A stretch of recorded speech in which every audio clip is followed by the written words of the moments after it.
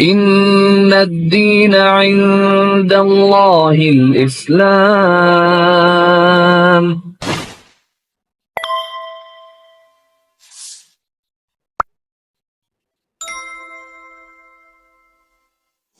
Secara sederhana saya lihat orang kopian kesel, lihat orang pakai jenggot kesel, lihat orang sarungan enek, tapi tanpa alasan gitu loh. Cuman karena didoktrin mulai kecil gitu loh. Kebetulan saya juga termasuk Bible juga sering saya baca. Jadi setelah sering saya baca terdapat banyak kejanggalan di dalamnya. Bahkan saya punya rangkumannya gitu loh. Apapun yang janggal saya catat, apapun yang janggal ya banyak lah. Dan setiap kejanggalan itu selalu saya tanyakan pada Om. Sebutan orang Pantai Kosta manggil pendetanya kan Om. Oh. Iya. Iya. Jadi tiap saya tanyaan Om, nggak ada solusi. Bahkan setiap setelah kebaktian itu saya nanya sampai ke pastori, ke pengerja-pengerja yang calon pendeta yang ngabdi di situ. Saya tanya yang muda-muda itu, tetap nggak ada solusi. Hampir sama 2 tahun, sama kayak 2 tahun itu udah mau ke gereja, sering didatengin, udah mas, karena menurut saya yang orangnya kritis dan senang baca, apa yang disampaikan itu semua maaf ya bullshit menurut saya. Baik, bismillahirrahmanirrahim. Assalamualaikum warahmatullahi wabarakatuh. Apa kabar sahabat-sahabat Hidayatullah TV? Mudah-mudahan senantiasa dalam keadaan sehat lahir dan batin. Di sini saya bertemu dengan Bapak Mus'ab atau lengkapnya Abu Mus'ab. Beliau ini seorang mu'alaf. Mungkin sudah bukan mu'alaf lagi, sudah 2 tahun mondok, sudah mukhalaf. Kami akan berbincang-bincang tentang proses bagaimana Pak Mus'ab ini menemukan Islam. Dan Pak Mus'ab ini dulu namanya Pak Riki, nama lengkapnya dulu apa dulu Pak? Oh ya, bismillahirrahmanirrahim. Perkenalkan, nama saya dulu adalah Yosua Rici Prasetyo dari Banyuwangi. Dan background saya adalah petani. Iya, dari dulu memang saya selalu bertani. Iya. Protestan atau Katolik? Kristen Pantai Kosta. Pantai Kosta. Karismatik ya. Kristen Pantai Kosta karismatik. Iya. Ya. Apakah sejak lahir Pak Mus'ab ini memang beragama Protestan? Seluruh keluarga gitu? Iya. Dia banyak keluarga besar itu, ada yang Hindu, ada yang Kristen, dan juga ada yang Islam. Udah campuran gitu. Apakah dulu Pak Mus'ab aktif di gereja begitu? Iya. Dan keluarga kami itu termasuk saya, istri, itu salah satu jemaat yang aktif gitu. Jamaah yang aktif ya? Iya. Sebagai jamaah ya? Iya, jemaat yang aktif. Apakah juga terlibat dalam organisasinya mungkin gerejanya? Enggak, cuman istri saja. Kalau istri saya termasuk salah satu orang dalamnya di yayasan gereja, jadi untuk keluar masuk pastori itu bisa bebas, enggak perlu izin. Ya termasuk saya juga suaminya, jadi bebas keluar masuk. Jadi kenal banget sama om, tante, senior, sama yang junior kenal. Sempat terlintas nggak bahwa suatu saat akan menjadi seorang Muslim? Islam? Ya.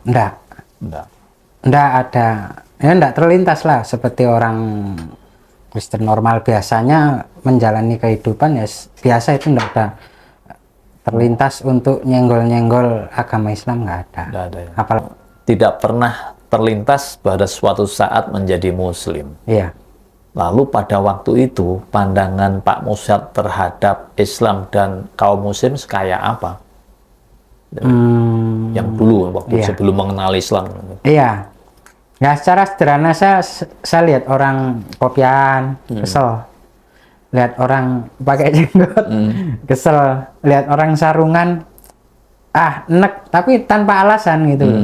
Cuman karena didoktrin mulai kecil gitu loh, bahwa ditunjukkan dari Mbah itu bahwa Islam itu agama yang kaku, agama yang ya kuno, terlalu banyak aturan, ribet, dan tidak bisa menyesuaikan pakaian dengan kondisinya, gitu loh.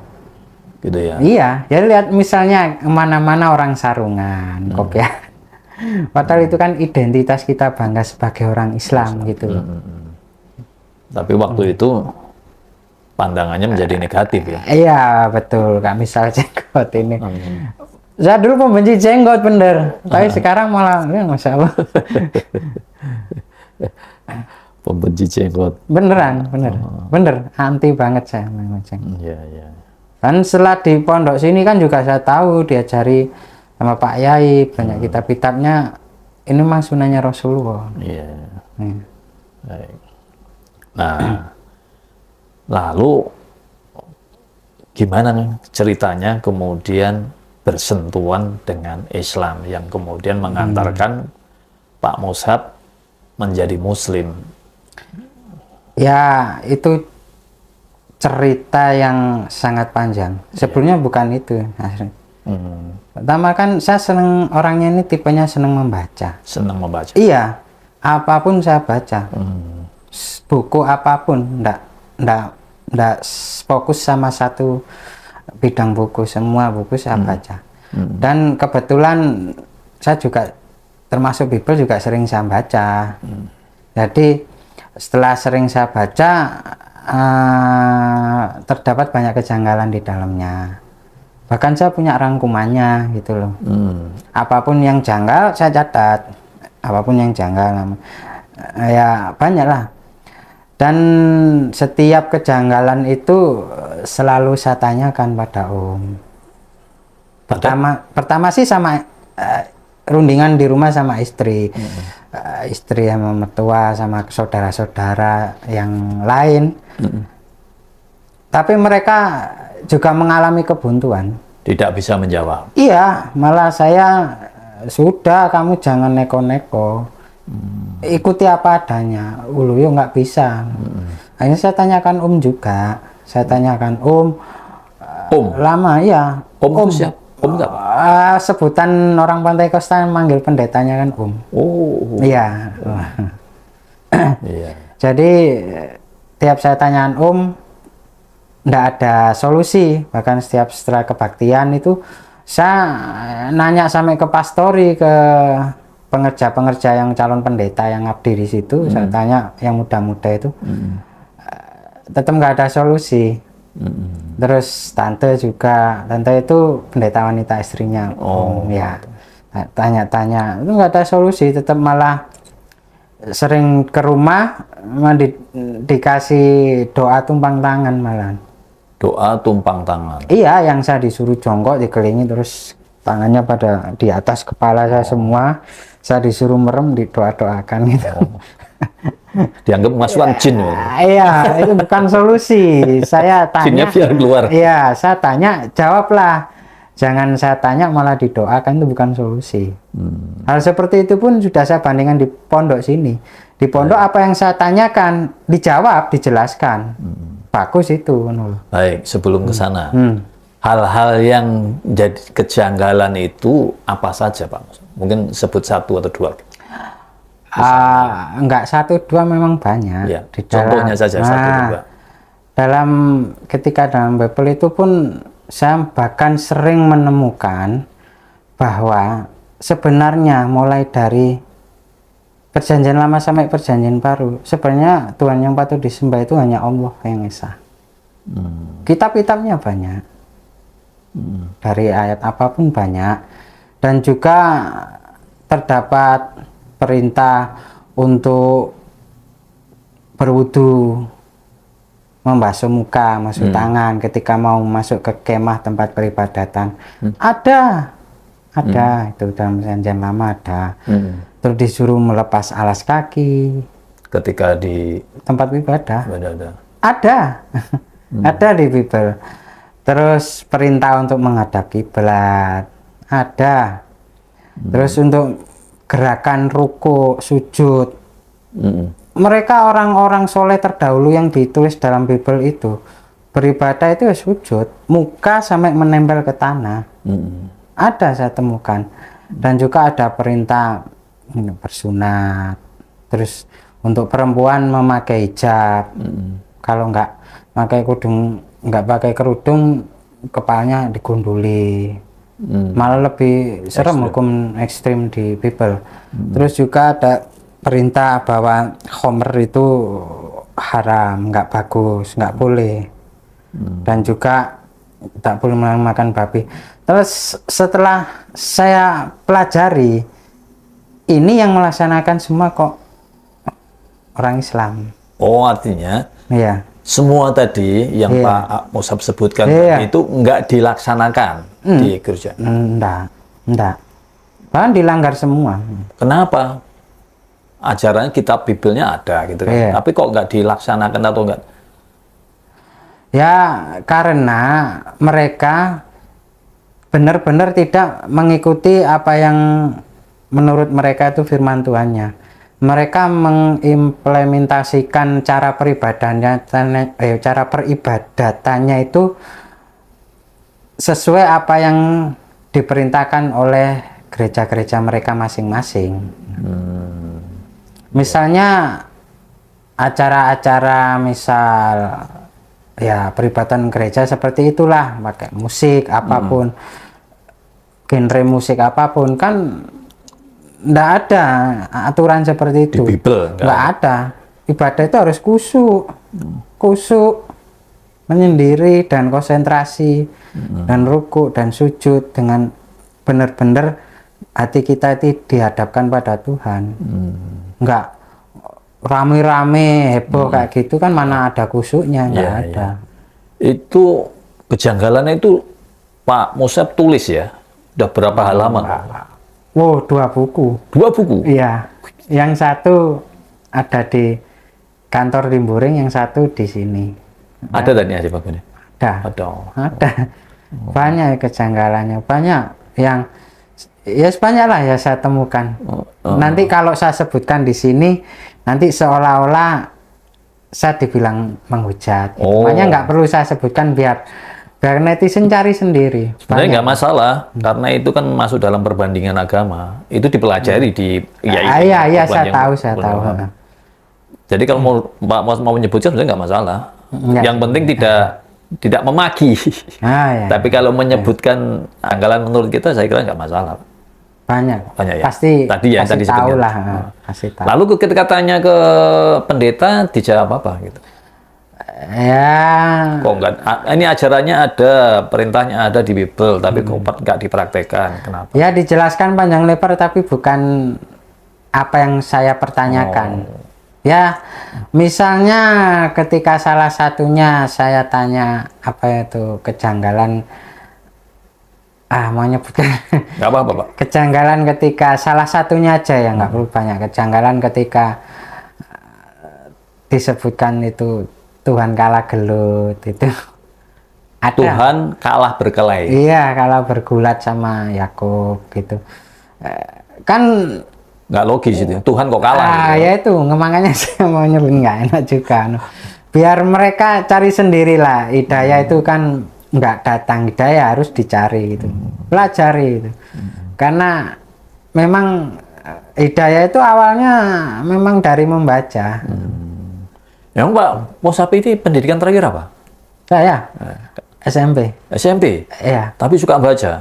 Iya, Masya bahkan Allah. saya dulu waktu kecil belajarnya dari Bapak itu bukan buku ini Bapak Putih, ini Ibu Putih, bukan. Saman ingat majalah Intisari Ingat, yang kecil tebel. ingat. Itulah pelajaran buku saya. Waktu SMP? Belum belum SD, belum masuk TK. Iya. Belajar saya itu buku Intisari, majalah Intisari, majalah Tempo, majalah penyebar semangat. Bahasa Jawa itu. Bahasa Jawa. Itulah yang saya pelajari, bukan tulisan gede-gede ini Bapak Putih, ini Ibu Putih, enggak. Tulisan draftnya majalah kecil-kecil itu, disuruh baca, dicaher, ditunggui Bapak. Ini bacanya baca majalah, Ya, cuman baik. yang nggak tahu isinya Ya, sih. baik. Tapi lancar baca. Iya. Baik. Akhirnya kejanggalan-kejanggalan itu menjadi kegalauan gitu ya. Ya, dan kawan itu nggak pernah ada menemukan jawaban Solusi. yang pasti, ya. Dan setelah selama yang menjadi pergumulan dalam hati saya, akhirnya saya udah malas ke gereja. Karena setelah saya pelajari sekian lama di gereja itu yang dikhotbahkan ya itu aja. Seputar ketuhanan Yesus, percaya Yesus, dosa yang sebelum dilakukan, yang dilakukan dan yang akan dilakukan itu udah diampuni, nggak bisa gitu dong. Anak ada seperti itu, nggak adil menurut saya. Akhirnya bosen Dan juga waktu itu mungkin sudah fitrah saya ya. Saya tiap ibadah berdoa itu jarang ikut tepuk tangan atau nyanyi-nyanyi, jarang. Diam aja saya. Ketika berdoa pun saya nundukkan, dan di dalam imajinasi waktu saya berdoa itu saya nggak membayangkan simbol salib atau bentuk Tuhan yang Masya Allah, yang subhanallah, yang seperti itu. Nggak mau, saya malu lah bayangkan Tuhan saya yang seperti itu. Makanya saya bayangkan dari dulu itu apa yang saya sembah itu nggak ada bentuknya, yes, kayak cahaya gitu aja, nggak ada bentuknya. Itu yang dari dulu memang. Saya kalau berdoa mau membayangkan harus berdoa dengan Tuhan Yesus yang posisi seperti itu, nggak masuk di logika saya. Baik. Baik, kegalauan terus mengakibatkan malas ke gereja. Ya. Lalu belum terbersit untuk belajar Islam ya? Belum. Enggak. Semua aliran agama saya pelajari. Saya bahkan pernah ikut meditasi cara Buddhis. Pernah saya. Bahkan karena kegalauan tadi lalu mencari gitu ya? Iya. Mencari agama ini. Iya. Dan hampir sama 2 tahun, sama kayak 2 tahun itu udah mau ke gereja, sering didatengin, udah mas, karena menurut saya yang orangnya kritis dan senang baca, apa yang disampaikan itu semua maaf ya bullshit menurut saya. Jadi saya tetap, tapi saya nggak stagnan diem aja bahasa mencari. Jawanya nerima yang pantun, enggak, saya berusaha karena kan kering. Berusaha mencari. Iya, fitrah manusia ini pasti ada yang menciptakan semua ini. Jadi selama 2 tahun saya yakin ada Tuhan, ada, yakin saya ada. Cuman saya masih enggan untuk menjadi member dari beberapa salah satu agama itu, males saya, karena agama ini masa ini benar, enggak lah. Ya tetap saya pokoknya saya yakin ada Tuhan, tapi istilahnya itu agnostik. Percaya pada Tuhan tapi nggak mau beragama. Iya. Saya bahkan bangga bilang bahasa ini agnostik. Nah, orang desa sih nggak paham apa itu agnostik. Iya. Jangankan orang desa, orang kota aja nggak paham agnostik. Dan alhamdulillah saya orang desa yang pikiran saya kemana-mana. Karena suka baca ya. Iya. Tapi saya itu kemudian pencarian tadi ya, mempelajari agama apa saja. Iya, apa aja saya cari. Bahkan saya sampai masuk longnya Kaskus gitu. Lihat saya scroll lihat ini yang bener-bener yang sesuai dengan fitrah manusia ini seperti apa sih. Dan akhirnya saya menemukan bahwa Islam ini agama yang sejalan dengan fitrah manusia. Gitu ya Pak, kesimpulannya gitu ya. Untuk sebelum kesimpulan ke sana, gimana caranya Pak Musab belajar agama-agama tadi, gimana caranya belajar? Apakah ikut istilahnya pendidikan, membaca, mendengar, atau searching Google? Saya kan hidup di desa dengan segala keterbatasannya. Cuman yang bisa menjangkau kan internet. Nah, saya belajar dari situ. Dari internet. YouTube, internet. Ya betul, YouTube. Saya pelajari semua. Dan alhamdulillah kemajuan zaman pun semakin membuka dakwah Islam ini sampai ke pelosok-pelosok. Jadi saya mempelajari, oh Islam itu begini, begini. Bahkan saya ini orangnya tipenya kan kalau ingin menuju atau melakukan sesuatu, saya pelajari dulu sesuatu itu seperti apa.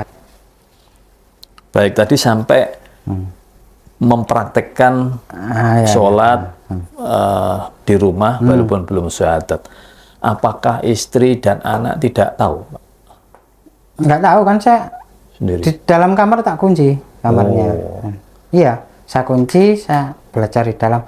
Tapi yang namanya masih satu rumah, Iya. ya suatu saat saya kilaf nggak saya kunci. Ketahuan anak saya. Anak saya langsung teriak-teriak. Wih, ayah Islam, wih, langsung saya rangkul tak gini kan kasur, wih, diam kamu, nggak peduli, tak laporno mama, tak laporno kung, tak laporno lek ayah saiki Islam, jangan le, jangan. Akhirnya ya anak saya tuh ngomong, ayah Islam. Akhirnya ketawa. Ya pertama semua sih menganggap masih bercanda gitu loh. Ya yang ketawanya kan saya diam-diam ke masjid. Diam-diam. Iya, saya kan masih belum punya ilmu itu, karena masih jauh banget. Tadi saya tiap ke sawah itu kan orang desa meskipun bukan orang Islam kan mempunyai sarung. Iya, tradisi kan. Iya, sarungnya tak taruh di jok, mau ke sawah, selesai laut siang itu nggak pulang ke rumah, ke masjid. Belum bersyahadat ya waktu itu? Belum. Ya sadar sendiri di rumah tadi. Orang-orang desa kan kaget. Loh, kamu kan Kristen, kok mlebu masjid sembayang, iso pisan sembayang ngono. Awakmu wis sadat ngono. Wis, saya bilang gitu. Sadat wis sapa ngono. Orang-orang bilang, orang desa maklum kan, orang desa. Sadat itu sulit, harus pakai tumpengan, harus ngundang orang banyak, selamatan. Kamu sadat sama siapa? Saya bilang, masa Islam kayak gini mempersulit. Akhirnya dari hal itulah ketahuan orang desa kan memang subhanallah mulutnya nggak bisa dijaga. Ya. Saya bilang sudah gini tolong aja ngomong, jangan, maksudnya bahasa Indonesia tolong jangan ngomong.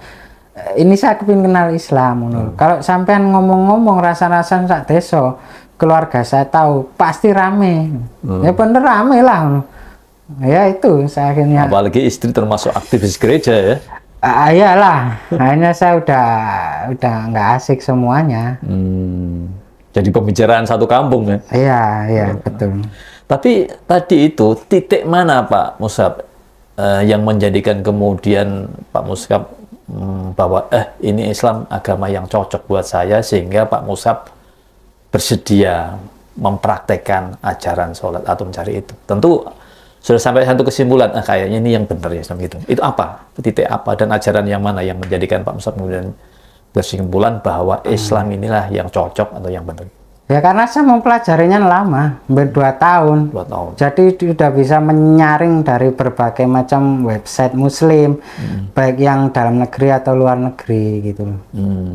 Jadi memang itu pilihannya Gusti Allah. Dan alhamdulillah akhirnya saya bisa menyimpulkan bahwa inilah yang selama ini saya cari. Bisa Pak supaya lebih jelas bagian Islam yang mana yang kemudian membuat Pak Musab ini berkesimpulan bahwa ini yang saya cari. Ketuhanannya, dari sisi tauhid ketuhanannya itu. Jadi konsep tauhidnya. Iya, kan dari agama yang lama sudah saya pelajari bahwa itu memang bukan Tuhan, cuman manusia aja yang terlalu diidolakan, turun temurun akhirnya kan, jadi Tuhan gitu loh. Maka ini yang saya cari memang, ini Tuhan yang sebenarnya. Jadi konsep tauhid ya. Iyalah seperti itu. Apalagi Pak? Dan baru tahu saya bahwa syahadat itu harus ada saksi kan. Maka untuk memantapkan seperti kata orang desa kan, syahadat itu sulit, harus tumpengan lagi nih gitu. Apa ini? Makanya saya cari di beberapa channel-channel mualaf center seluruh Indonesia saya periksa itu. Saya lihat membernya, latar belakangnya seperti apa, ownernya seperti apa, sepak terjangnya seperti apa. Saya nemu dua sebenarnya, jujur nemu dua. Mualaf center As-Sofi yang di Malang sama mualaf center yang Ustadz Nababan di Bogor itu. Saya udah bismillah itu sudah di rumah sudah sering ditekan ya itu bismillah saya mau hijrah. Tujuan sama yang dua, ke Sofia sama ke sana Nababan.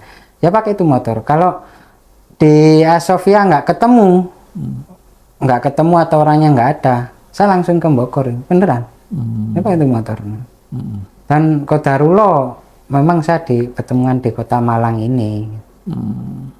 Ya akhirnya alhamdulillah saya akhirnya di persatuan di situ. Sebelumnya malah saya ditawarin setelah bersyahadat ditahan berbagai macam pekerjaan ataupun modal. Saya nggak mau. Karena bekerja apapun saya mulai kecil udah bekerja. Untuk kerja nggak sulit bagi saya. Ya, akhirnya yang saya belum pernah lakukan, saya ingin mengenal Islam. Kalau cuma sekedar bekerja saya sudah waleh lah bahasa Jawanya, sudah ngelontok. Tapi Islam belum pernah tahu saya sedikit pun. Nah saya bilang sama Pak Ipungnya, Pak Ipung, sekarang alhamdulillah saya sudah bersyahadat. Ini sertifikatnya. Syahadatnya di Malang ya? Iya di Jaya tempat lain. Sofa. Ini sertifikatnya tak kembalikan sampean. Biar supaya nggak jadi fitnah nanti saya kemana-mana bawa sertifikat ke masjid-masjid minta. Enggak, itu yang nggak saya cari. Ini tak kembalikan biar jadi disimpan kantor As-Sofia. Saya tak keliling lagi ke Kota Malang ini mencari pondok pesantren supaya saya mau ngabdi di situ. Saya mau pin belajar. Jangan, samen kalau cari sendiri samen hilang nanti. Ketemu pondok yang aneh-aneh malah samen bukan jadi orang Islam, dari dukun samen. Pak Ipung bilang gitu, masih ingat saya.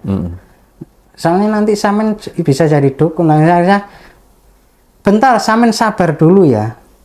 Sambil belajar di sini di Mualaf Center, sambil belajar saya punya kenalan. Saya punya kenalan Ustadz, namanya Kiai, dikasih profilnya saya.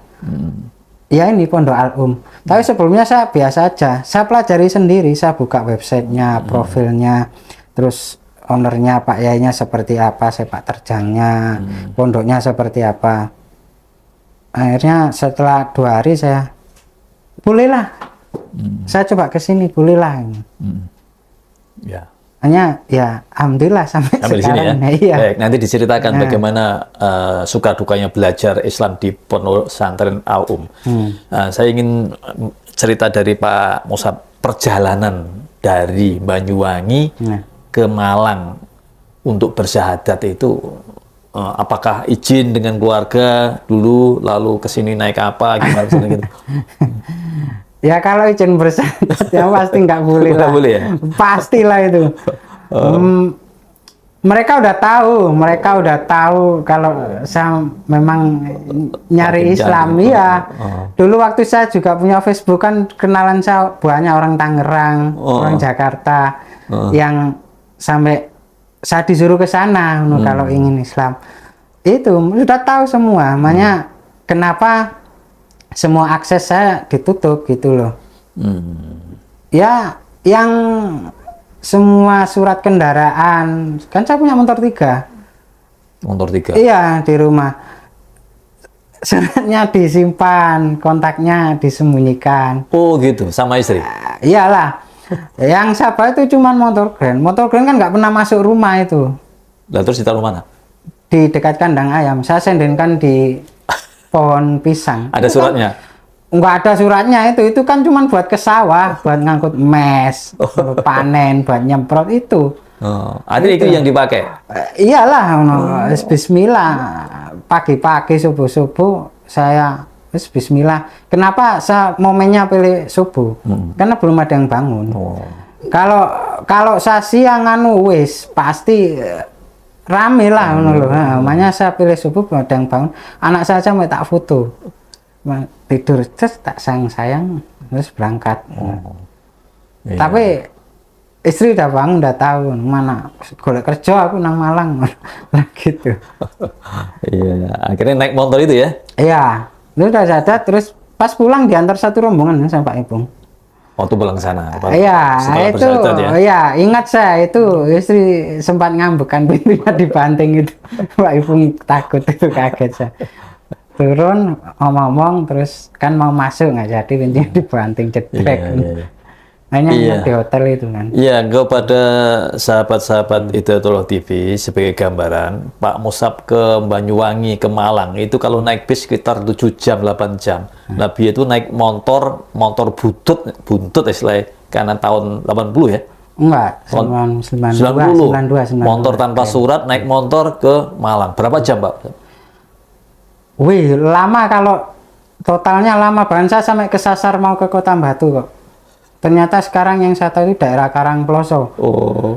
Kan masuk itu udah capek, udah saya cuman bawa aqua 1 botol besar sama roti 1, nggak mikir makan saya. Nggak bawa uang?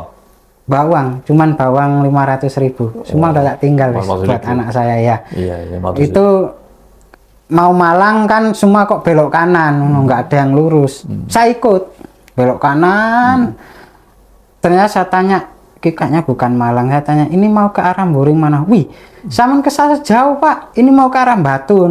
Waduh, mubeng saya balik. Sampai muter-muter sampai ke Sawah Jajar juga, ingat saya. Sampai muter-muter, mulai subuh itu sampai ke Boringnya itu jam 9 malam.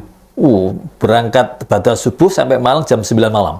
Malangnya tuh pas adzan asar. Oh, nggak. Ya, muter-muter di Malang. Mencari sekretariat ayah. Iya, ingat saya. Tapi perjalanannya lancar ya, nggak mogok motornya? Enggak ada mogok. Bismillah aja. Nanti kalau dicegat polisi tak kasih, no. Ya saya jalan Paling polisi kaki. nggak mau juga ini. Iya. Motor opo gitu ya. Masya Allah. Ya, demi untuk bersyahadat ini.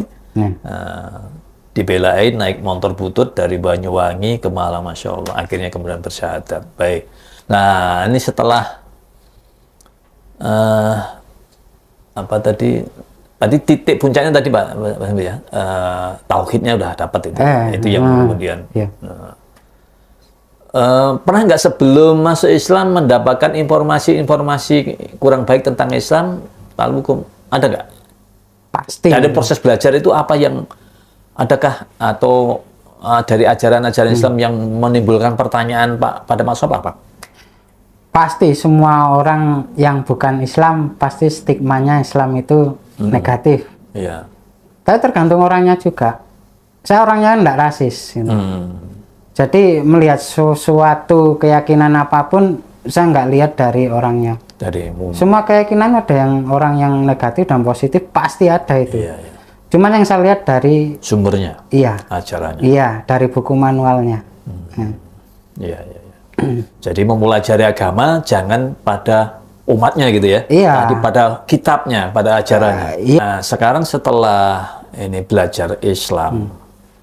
Tadi kan di awal Pak Musab sempat bilang persepsi sebelum masuk Islam terhadap Islam itu selalu banyak aturannya, kaku dan sebagainya. Kemudian apa yang dipahami Pak Musab setelah belajar Islam terhadap sesuatu yang tadi nggak disukai? Iya, yang bikin saya kagum itu Islam itu memanusiakan manusia. Memanusiakan. Iya. Kalau seperti keyakinan saya yang dulu, manusia itu ya hidup aja gitu. Nggak, ya hidup. Dan ada ajaran kasih. Ya itu cuman tulisan saja. Cuman tulisan, semua orang nggak banyak nggak mengamalkannya. Maksudnya yang saya titik beratkan di sini bukan kasihnya. Maksudnya yang mau saya bahas itu dalam Islam bisa menemukan bahwa aturan itu dibuat untuk memanusiakan manusia. Misalnya kita ini manusia kalau dalam Islam itu benar-benar diatur, dijaga tentang kebersihannya gitu. Contohnya, itu yang membuat saya benar dalam Islam itu misalnya bersuci, berwudu. Setelah saya pelajari di pondok ini tuh bahkan kita dalam Islam mulai melek bangun tidur itu udah ada aturannya. Kita melek itu baca doa bersyukur. Nah, kita sudah dihidupkan, bangun tidur, terus melangkah pun ada doanya. Bahkan belum kegiatan matahari terbit loh itu sudah diatur. Cara masuk kamar mandi diatur, terus cara buang air besar, air kecil itu diatur. Bener manusia harus seperti itu, dimuliakan memang dalam Islam. Bahkan dalam Islam pun sebelum tidur kan disuruh berwudu. Setiap mau tidur harus berwudu. Disunahkan. Iya, makanya dalam metode modern pun setiap orang habis mau tidur kan disuruh cuci muka dulu. Mau tidur harus cuci muka gitu. Kan memang seperti itu. Dan Islam sudah menemukan solusinya sebelum zaman modern, disuruh berwudu biar lebih cerah, lebih segar, dan juga dapat pahala. Tapi kalau dalam keyakinan saya dulu nggak ada, mau tidur tidur aja, bangun ya bangun aja, mau kamar mandi ya silakan, mau buang silakan, kan nggak ada bedanya sama yang bukan manusia. Gitu. Ya, di agama dulu seperti itu tidak dipraktekkan, tapi ada ajarannya atau tidak ada ajarannya memang? Ya memang nggak ada. Kan buku manual selain Islam kan cuma apa ya? Cerita aja. Kalau dalam Islam kan didetail itu loh. Ada dibantu ada Al-Quran dan juga ada hadis, sunnah Rasulullah ada. Iya. Misalnya kalau makan pun di ajaran saya dulu nggak ada aturan makan harus duduk, itu nggak ada. Tapi dalam Islam ada. Makan harus duduk, harus, karena menurut penelitian modern memang lebih bagus duduk. Coba kalau di agama yang saya dulu nggak ada aturan, ya makan aja, gitu loh. Mau makan sambil bak piring muter kemana-mana, prasmanan ya nggak masalah. Berdiri ngobrol sama kesana kemari bak makanan, padahal itu nggak baik untuk tubuh kita. Itu yang istimewa. Dan kalau mau diceritakan masih banyak lagi yang saya dapat dari sini. Iya. Artinya persepsi banyak aturan dulu pada saat itu kemudian menemukan hikmahnya. Iya, banyak aturan justru memang manusia perlu diatur untuk manusia memang perlu diatur. Manusia. Iya, kalau nggak diatur, maaf ya, bahkan saya punya ayam saja tak atur kok. Itu loh. Saya punya ayam tak atur, harus jam segini harus keluar, jam segini harus masuk. Kalau nggak masuk tak tutup kandangnya gitu loh, kayak gitu.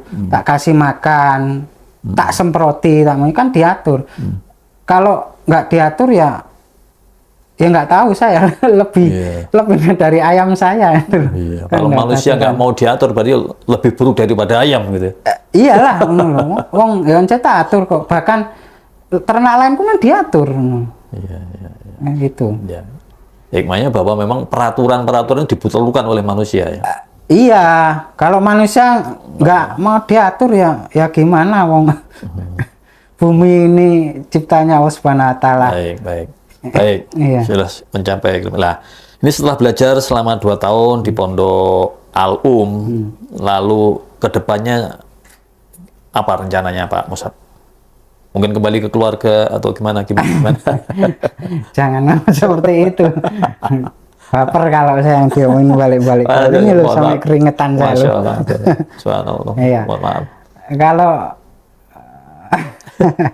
ngomongin keluarga ya. Rencana ke depan. Rencana ke depan apa yang setelah 9 tahun kan? Tadi Pak Musab sudah merasa cukup, walaupun ilmu itu harus dituntut sampai akhirnya. Tapi apa yang mau dilakukan ke depan? Ya sebenarnya gini, saya punya pesan untuk mu'alaf lain. Seharusnya ketika Anda itu telah yakin dengan Islam, maka masuklah menjadi Islam yang kafah, yang benar-benar Islam. Jangan cuma Islam atributnya saja, Islam KTP-nya saja, Islam pergaulannya saja, jangan. Masuklah, pelajarilah Islam itu bagaimana. Nanti ya tetap sih kalau sudah bersyahadat pasti masuk surga pasti. Cuman ya jangan gitu aja, nanti sampean dapat surganya itu yang pinggir-pinggir banget dan terakhir-terakhir banget. Iya. Kan Bisa jadi terakhir kepleset yang neraka ya. iya, kan seperti besi karaten kan dibakar dulu, dipentungi dulu, ting berarti pedang yang bagus gitu. Kalau masih karet kan dibakar dulu, tutupi dulu, baru bagus, dipajang di etalase kayak gitu kan. Ya seperti itu, maka maksud saya secara yang kafah itu yang bagaimana aturan dalam Islam itu yang sesuai Al-Quran dan Sunnah itu pelajari, Iya. pelajari benar-benar dan ikuti, dan melajarinya itu ya maaf ya jangan sekedar di sosmed, cari yang Gurunya. ya yang ustaz, Harus ada gurunya, ya. Terus sumber pusatnya ilmu agama Islam itu di mana? Di pondok, bukan Di lembaga iya, bukan pendidikan di Islam. HP atau bukan di yang lain. Di pondok kan banyak ustadz, banyak kiai.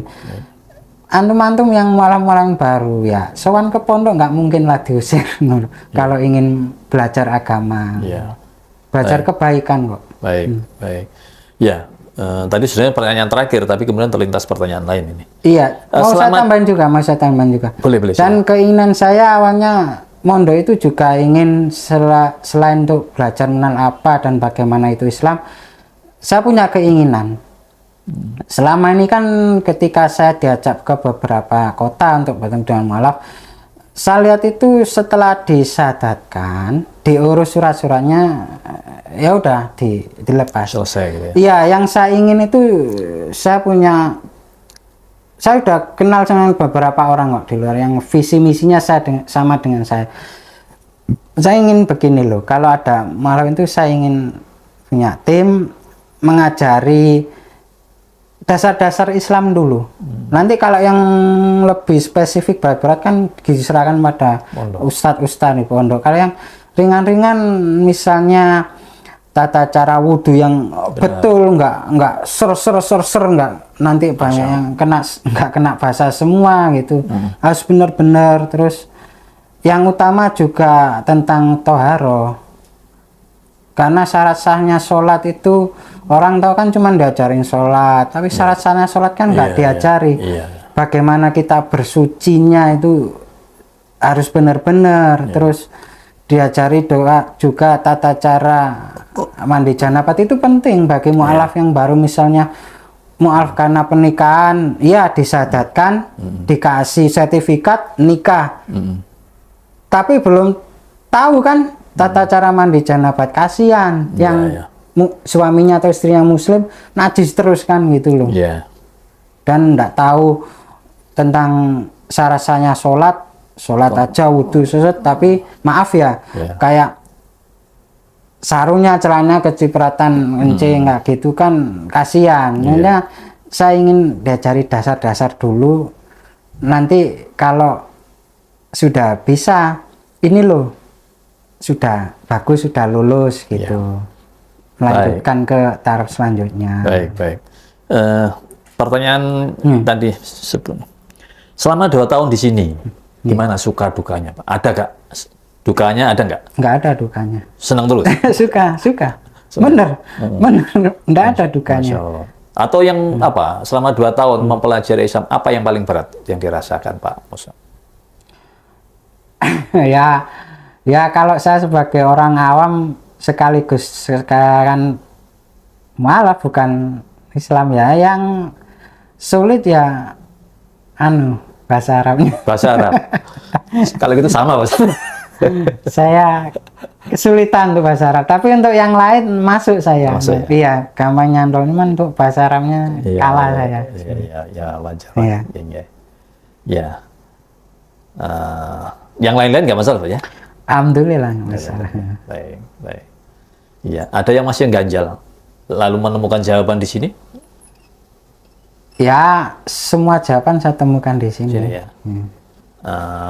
Mungkin sebutkan satu aja yang dulu mengganjal lalu menemukan jawab, setelah menemukan jawab. Gimana? Ya. Ada yang dulu yang menjadi pertanyaan-tanyaan yang membuat Pak Musab mempertanyakan di dalam ajaran Islam, yang dipertanyakan dari Islam mungkin dulu ada, lalu sudah ketemu jawabannya di sini. Contoh satu aja. Waduh, ya semua sih. Semuanya. Iya. Ya semua, Iya. semua yang ada Katakanlah dalam Islam pun dulu sesuatu yang menurut Pak Musa nggak masuk logika saya ini ajaran Islam yang ini gitu. Ada nggak dulu? ya semua ajaran Islam ya memang kan saya sudah dari awal sudah saya cerita, saya ini tipenya pembelajar, seneng baca. Ya semua dalam Islam masuk logika saya. Masuk logika. Justru pertanyaan sampean kebalik untuk saya. Untuk keyakinan saya yang lama itu malah nggak ada yang masuk logika gitu loh. Oh, gitu. Kalau saya tanya yang ajaran Islam yang nggak masuk logika nggak ada. Dari kalau untuk saya pribadi Ya. masuk logika saya semua. Ya, ini. karena ada juga mualaf terutama perempuan saya Iya. tanya apa paling nggak logis atau nggak paling nggak disukai dalam ajaran Islam kalau mualaf perempuan apa poligami itu waktu dia waktu sebelum masuk Islam gitu kan. Iya, iya. Wah, kita Lah. anggap Lah dari mana itu mualaf? iya dia kan persepsi Maksudnya latar belakangnya. dari Kristen. Berarti nggak pernah baca Bible? Oh, di Bible tidak diajarkan. Lah, Oh, di Bible malah sadis poligaminya. oh, gitu ya. Iyalah, malah sadis. Mas itu sadis gimana? Hah? Mas maksudnya sadis gimana? Loh, lah Nabi Sulaiman itu diceritakan gundeknya itu 700, istrinya 300. Diceritakan di Bible. Iya. Itu lebih Masih ingat sangar malah. surat apa gitu? Ulangan kalau nggak salah. Iya. Nabi Sulaiman. Bahkan semua orang soleh terdahulu dalam Bible digambarkan tukang poligami. Ya mungkin itu oleh pendeta nggak disimpan, nggak diajarkan. Iya, bahkan Abraham atau Nabi Ibrahim poligami di Bible itu Iya. 3 istrinya malah. Oh. Nah, Iya. poligami banyak. Kalau maaf ya mualafah itu ngomong poligami, dia nggak pernah baca Bible. Iya, nggak pernah. Cuman Dapat ceritanya aja ya, dari pendeta. ceritanya poligami gini, orang Islam gini. Buka Bible inti sendiri, ada itu. Ada. Masya Allah. Baik. Baik Pak Mus'ab, saya sudah mendapatkan inti kisahnya perjalanan Pak Mus'ab mulai dari galau dari ajaran asli agama, mulai dari kegalauan dari setelah membaca Bible lalu menemukan Islam. Mudah-mudahan ini menjadikan inspirasi kita semua, terutama saya menjadi lebih bersemangat berislam karena satu-satunya agama yang paling benar di muka bumi ini. Saya kurang lebihnya mohon maaf Pak Mus'ab telah mengganggu. Terima kasih. Jazakallahu khairan katsiran. Mudah-mudahan menjadi amal kebaikan kita semua. Amin, amin. Untuk para sahabat-sahabat Hidayah TV, terima kasih telah menonton video ini sampai selesai sehingga tidak salah paham. Iya. Tidak ada maksud untuk menjelekan atau menghina agama yang lain. Ini semata-mata untuk perbandingan agama dan kisah tentang proses seseorang menemukan Islam. Demikian. Assalamualaikum warahmatullahi wabarakatuh. Waalaikumsalam warahmatullahi wabarakatuh. Ya.